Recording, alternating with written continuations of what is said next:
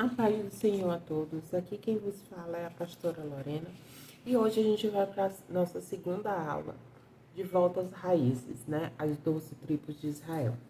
E a gente vai ver, né, nessa aula sobre Isaac. A gente não poderia falar sobre as 12 tribos sem falar sobre Isaac, né? O cumprimento da promessa. A gente vai ver lá, né, como a gente viu na aula anterior, falando sobre Abraão, que, né, que havia uma promessa. Isaac é esse cumprimento da promessa.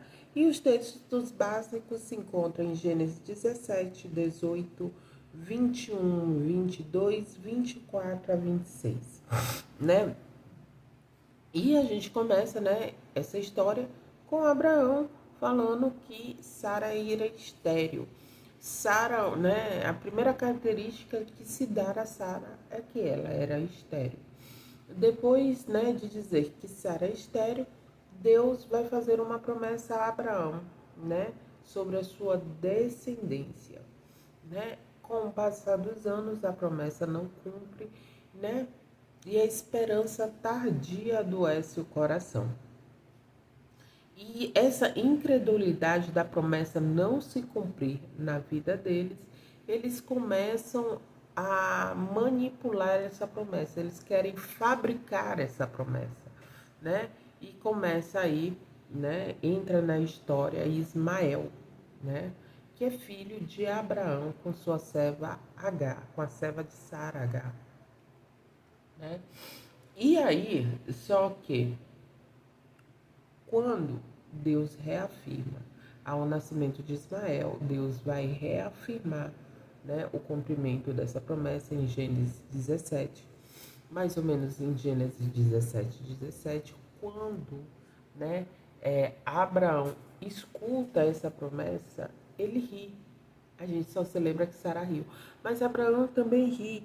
E ele diz o seguinte: um homem de 100 anos há de nascer um filho?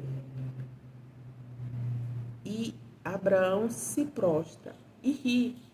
Só que em Gênesis 18, 12, né, quando essa promessa é reafirmada e fala que no tempo determinado a criança iria nascer, Sara também ri, né? Abraão ri, Sara ri, mas Isaac nasce.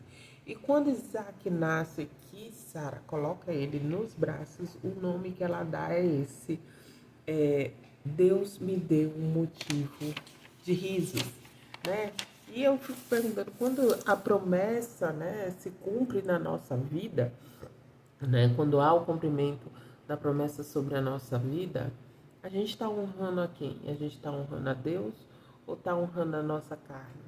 Porque muitas vezes a gente ora tanto, né, por um emprego, quando a gente consegue aquele emprego tão desejado, né, a gente chama um monte de gente para um churrasco e dá-lhe bebida e é tudo, né, que a nossa carne quer. Só que a gente se esquece quantas noites a gente passou orando, jejuando, né? Até do voto que talvez a gente tenha feito e se esquece de Deus. Então, aprende como Sara, né? No cumprimento da promessa, ela honrou primeiro a Deus. Ela não honrou o homem. E não é pecado você chamar a sua família para comer um churrasco, desde que não esteja regado, né, as obras da carne. Né? Chama sua família, comemora com ela. Mas antes de tudo isso, vai honrar a Deus, vai agradecer a Ele, vai lá na igreja que abriu essa porta para você, que você tanto orou, vai, né, dar esse testemunho de fé. Aprende com Sara. No cumprimento da promessa, ela honrou a Deus. E a gente vai ver, né, que com o passar, né, vai passando a história, Sara morre.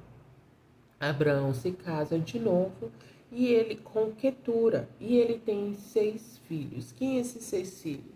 Zirã, Joquissã, Medã, Median, Isbaque e Suá, né? Próximo de Abraão morrer, ele vai, né, entregar tudo o que ele possui a Isaac. Aos outros 6 filhos, ele dá presentes e encaminha esses filhos para longe. Lembra, na aula anterior, quando a gente falou que quando Sara, né, ela engravida, que ela tem a criança, ela pede para Abraão, né, colocar Agar para fora do acampamento. Quando, né, Abraão, ele tá, né, aperreado, ele tá confuso, porque na verdade era filho dele, né? Ninguém em sã consciência, né, principalmente Abraão, com o peso que ele tem bíblico, vai jogar um filho fora. Vai simplesmente virar as costas para um filho. Então aquilo deixa ele consumido por dentro. Mas Deus, ele fala para Abraão, Deus responde. Em Gênesis 17, 18. Deus responde também que abençoaria Ismael, multiplicaria a sua descendência e faria dele uma grande nação. Porém, ele acrescenta: a minha aliança, porém, estabelecerei com Isaac. E ele encaminha Isaac, né? Encaminha Agar com Isaac. Isaac não, desculpa, com Ismael. Ele caminha os dois para fora do acampamento e dá para ele um pão e um odre d'água. Só que a gente vai ver que aqui ele começa a ter, né, claramente uma diferença de posições entre filhos, herança e tratamento sucessório. Porque em Isaac ele dá tudo o que ele possuía. Para os 6 filhos que ele tinha com Quetura, ele presenteia e encaminha para longe. Com Ismael, ele dá um odre e pão. Então a gente vai ver um paralelo entre a história de Isaac e Jacó repetindo algumas coisas, né? Repetindo algumas preferências. A Bíblia, ela não fala que Abraão teve preferência a um filho ou ao outro, mas a gente vai ver alguns padrões, alguns paralelos se repetindo. A gente vai ver, a gente já começa, né, já inicia a história, né, o finalzinho dessa história, a gente vendo, né, que Isaac e Ismael são duas grandes descendências. E a gente vai ver, né, quando Deus ele vai revelar a Rebeca, né, que ela tá grávida, ele fala que no ventre dela tem 2 nações. Então, olha só que paralelo interessante que a gente vai fazer ao longo dessa história, vindo desde Abraão, iniciando em Abraão, se repetindo em Isaac e em Jacó. Né? E a gente vai ver isso que realmente acontece na nossa vida. Alguns padrões, né, se repetem. A gente vai ver muitas vezes filhos de médico sendo médico. E a gente vai ver muitas vezes algumas coisas ao extremo também.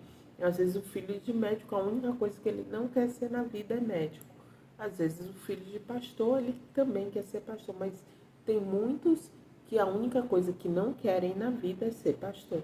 Não querem, né, essa sobrecarga. Assim como tem filho de alcoólatra que nunca vai colocar um litro de álcool na boca, porque vê todos os dias, né, o peso do vício sobre a família dele.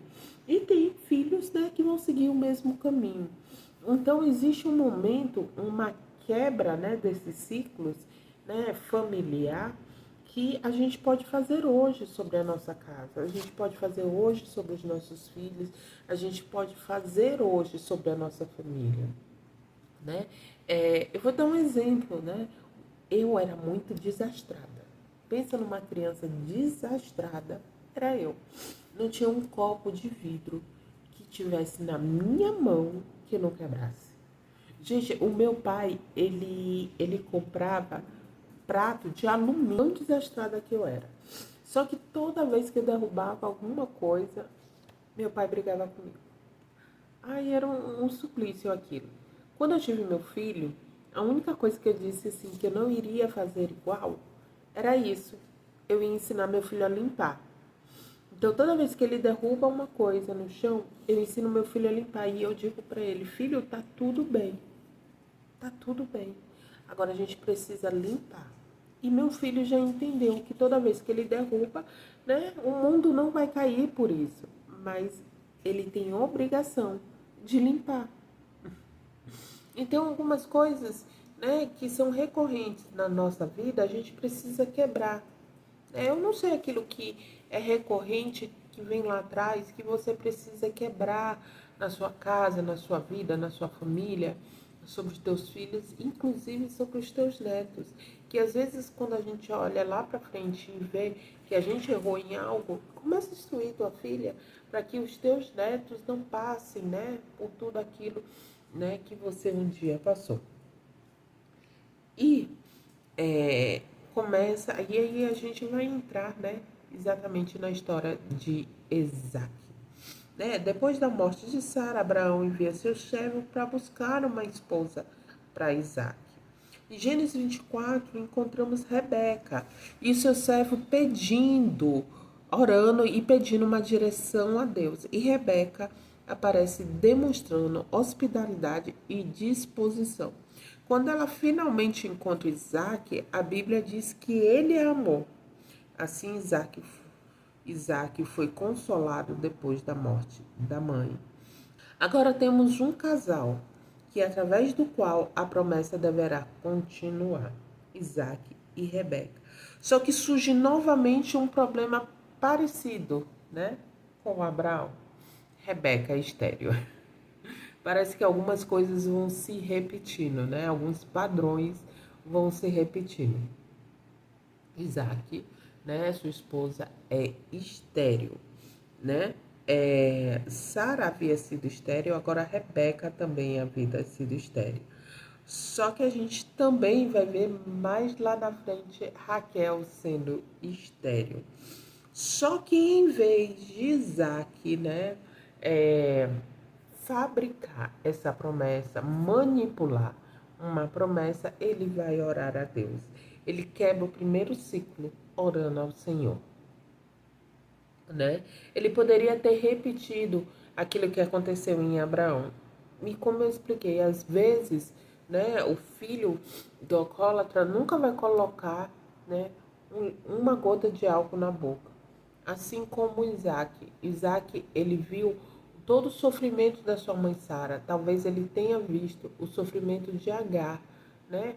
Que eu sempre falo assim, talvez Agar não tivesse escolha quando se deitou com Abraão, porque ela era serva e serva não tinha voz. Então, ele viu aquela penúria, né? Aquele ciclo, né, familiar. E em vez dele promover, fabricar uma promessa, não. Ele vai orar a Deus. E quando a gente tem uma promessa na nossa vida, Deus, ele se responsabiliza por essa promessa, né? A necessidade de Isaac não diminuiu a promessa, né? Deus, ele não vai diminuir, né, a sua santidade por uma questão nossa, por uma fragilidade nossa, por uma necessidade nossa. Ele não vai diminuir, né? E a mesma coisa aconteceu com Isaac. Deus, ele não diminuiu para caber dentro da promessa. Não, Deus proveu a promessa na vida de Isaac, né? E Rebeca engravida. Mas se perceber uma luta dentro, né, dela, ela vai consultar o Senhor e recebe uma resposta. Duas nações há em teu ventre, dois povos se dividirão em suas entranhas, e nasce Esaú e Jacó, né? Isso para mas, né, a gente precisa guardar esse nome, Jacó, porque Jacó inicia, né, né, essa nação Israel.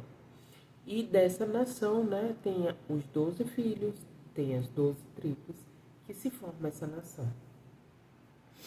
porque Jacó receberá posteriormente o nome de Israel, e seus filhos surgirão, né? Que é o nosso ponto de estudo, o nosso ponto central de estudo é Israel. Mas enquanto, né, por enquanto a gente está estudando ainda Isaac. E a gente vai ver o seguinte, em Isaac 26 é a primeira vez que Deus vai falar, né? Em Gênesis 26 é a primeira vez que Deus vai falar com Isaac.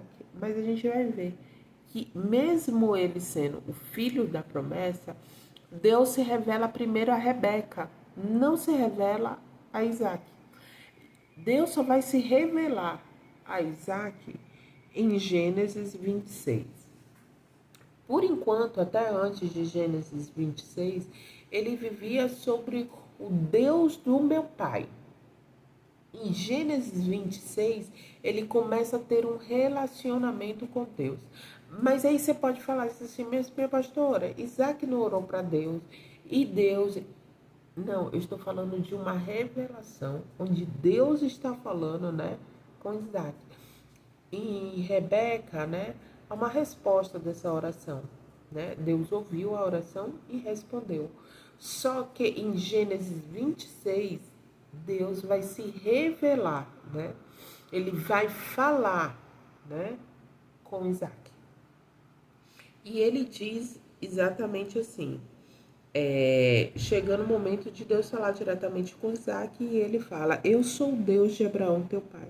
Não temas, porque sou contigo. A promessa agora, né? Agora essa promessa, ela começa a ter intimidade com esse Deus. Ela começa a ter intimidade, mas por que essa promessa? Há uma necessidade dessa promessa, né? Com essa intimidade com a promessa, com Isaac. Porque a gente vai ver Isaac, ele volta lá onde Abraão cavou poços. E aí, quando ele começa a desentulhar esses poços, né? O primeiro poço, né, que ele tenta desentulhar, há uma contenda ao redor. E ele não vai parar por essa contenda. Ele simplesmente vai para outro lugar, outro poço. E há uma imposição e uma inimizade. E ele não para por isso. Ele vai para outro lugar, que é Reobote. São lugares amplos de espaço. E ele declara, agora o Senhor nos deu espaço e prosperaremos nessa terra. Gênesis 22. Existe uma grande lição sobre isso. Isaac não transformou todos os poços em um campo de batalha. Ele sabia que ele precisava continuar caminhando. Quem conhece a promessa não precisa transformar tudo em uma posição de guerra. E aí Deus vai se revelar a ele. E ele diz: eu sou o Deus de Abraão, teu pai. Não temas, porque eu sou contigo. Então a gente vai ver Deus se revelando, né? Essa intimidade de Deus e Isaac. Só que a promessa, né, pode passar por gerações. Aqui é um ponto onde percebemos o olhar dessa família. Existe coisas boas atravessando por gerações, né? Isaac, ele tinha uma preferência por Esaú. Rebeca, ela tinha uma preferência por Jacó. E a gente vai ver, né, exatamente o que aconteceu entre os filhos de Quetura, os filhos de Agar e Isaac, né? Essa, não vou dizer preferência porque a Bíblia não fala que é uma preferência, né? Mas eu vou falar que há uma... Ai, Jesus, como que eu posso colocar isso sem parecer tão... há uma diferença de posições de tratamento, né, sobre esses filhos. E é isso que meio que vai se repetir, mas a Bíblia agora ela fala que há uma preferência. Então, Jacó, ele já começa, né, a ver o peso dessa preferência.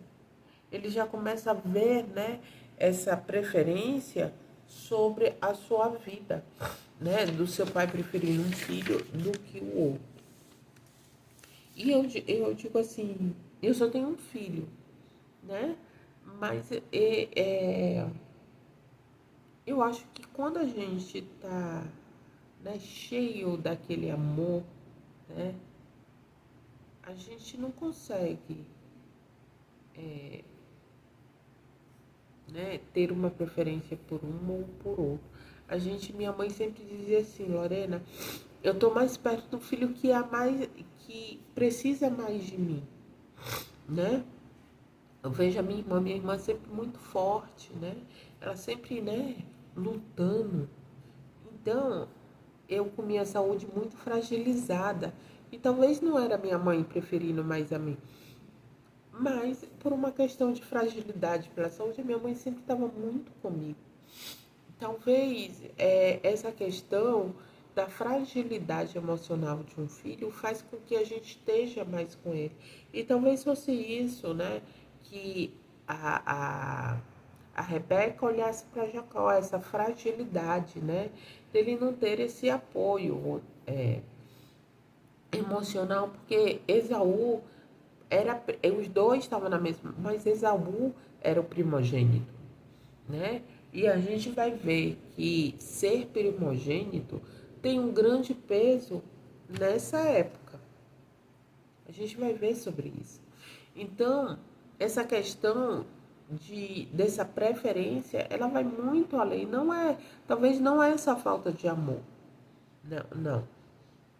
Talvez essa questão, né, de ensinar, incentivar, né, o filho mais velho a trabalhar, a instruir, porque ele iria, né, teoricamente, ser responsável por aquela herança e aquele povo. A gente precisa olhar sobre essa conotação e não olhar por essa conotação, essa falta de amor. Ah, não, porque quando a gente está em Cristo, né, como Deus se revelou, né, a Isaac, né, não existia isso. Ah, ele tinha essa falta, não. Não, ele tinha uma intimidade com Deus. Mas talvez seja por essa questão dele ser primogênito, né?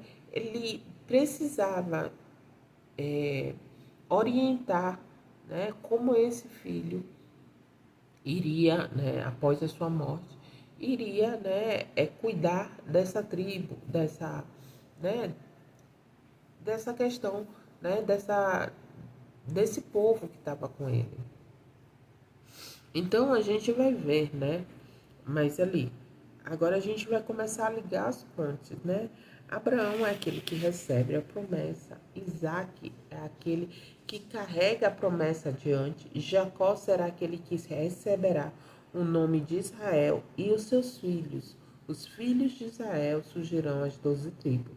A nossa linha vai ficar mais completa. Abraão, promessa, Isaac, continuidade, Jacó, identidade, os seus 12 filhos e as 12 tribos. Talvez a maior lição que Isaac deixe é aquele que recebe poços que precisam reabrir, uma promessa que precisa ser preservada e uma fé que precisa ser experimentada, né, pessoalmente através de uma crise. A gente pode ver isso até na nossa vida, né?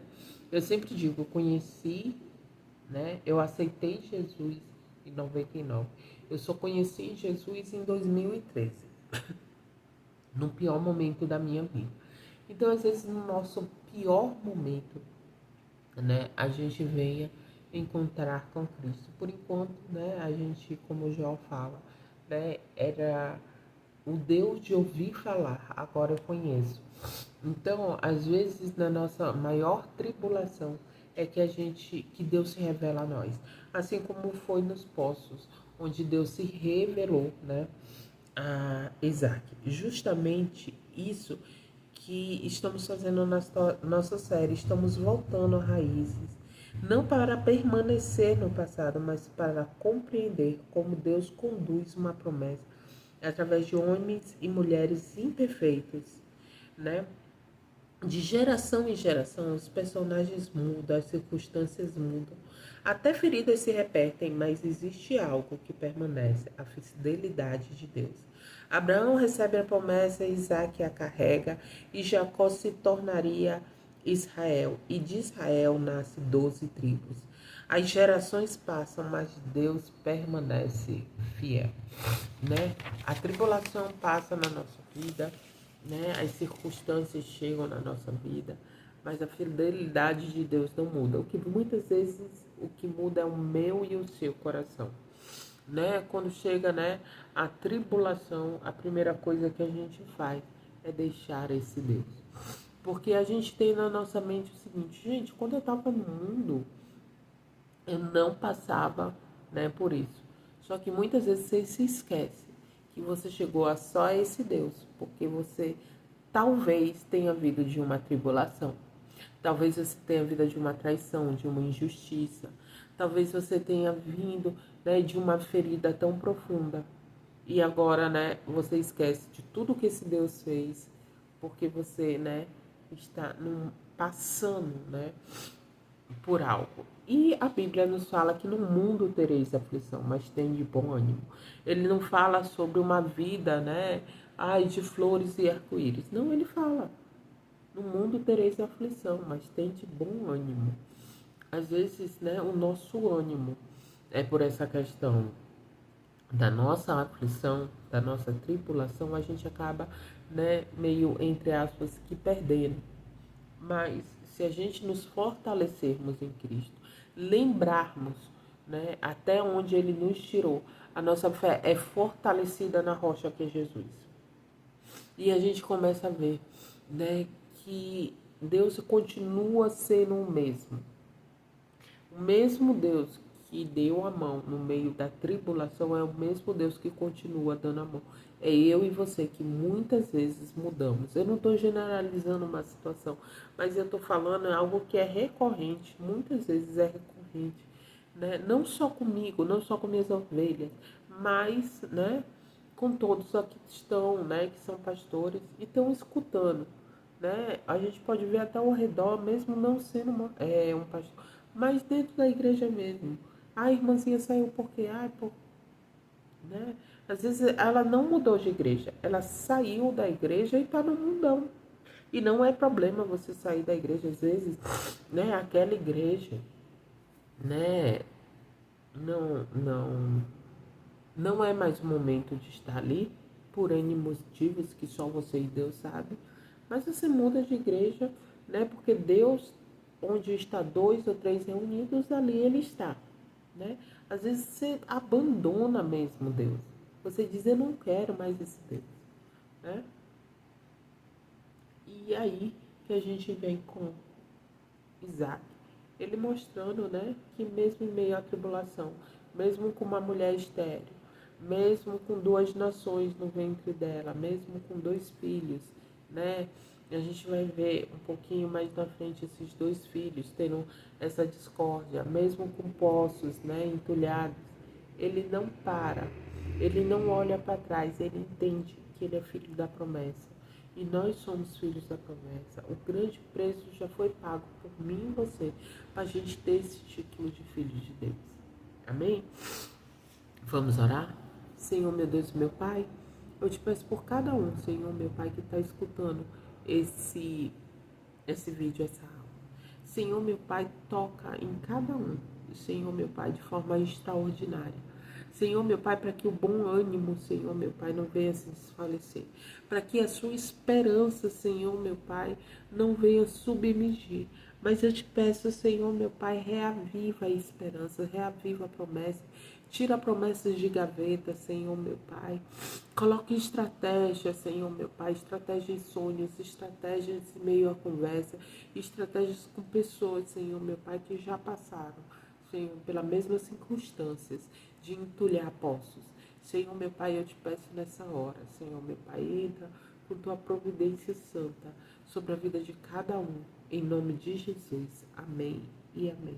Se você gostou desse vídeo, dá um like, encaminha para alguém, encaminha para um amigo, encaminha para uma pessoa querida que muitas vezes também tá meio desacreditado da promessa.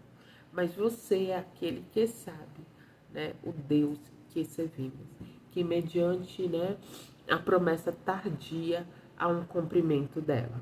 Fica com Deus, fica na paz e até a próxima quarta-feira.